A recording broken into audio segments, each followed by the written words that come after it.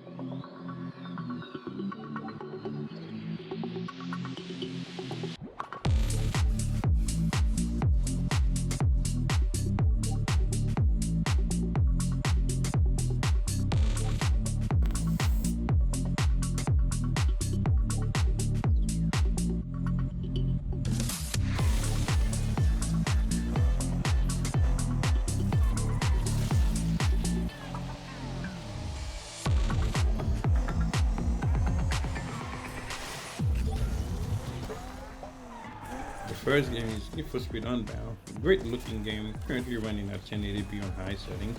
Also DLSS is enabled and we're getting an average of 87 FPS. I'm not a fan of upscaling, but at a higher resolution and higher settings, it looks pretty good. Next is Stones and Liberty. I just started playing this game, looks pretty fun.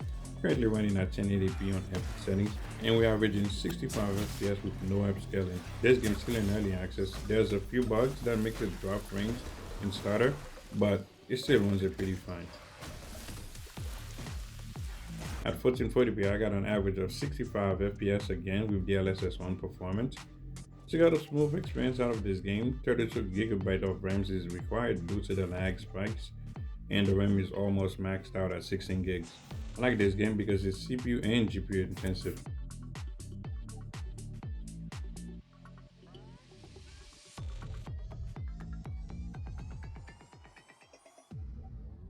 Another game is Cyberpunk 2077. This game looks pretty amazing on high settings at 1440p.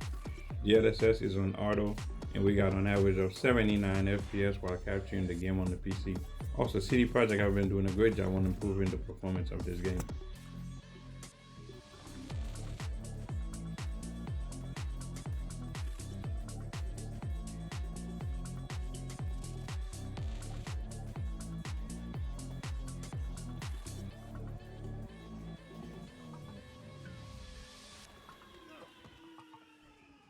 The fourth game will be Call of Duty Warzone, running well above 90 FPS at 1440p on balanced preset with DLSS enabled.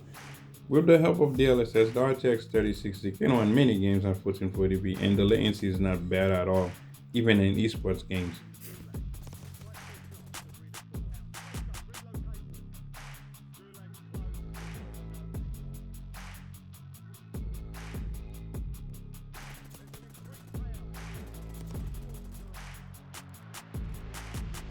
The final game will be Fortnite, playing at 1440p, getting an average of 152 FPS on DX12 with DLSS on balance, shadows on medium, ambient screen space with view distance on epic, textures on high, and everything else on medium. This game looks awesome with these settings and playable at a higher frame rate. And you can definitely achieve higher frame rates on performance mode.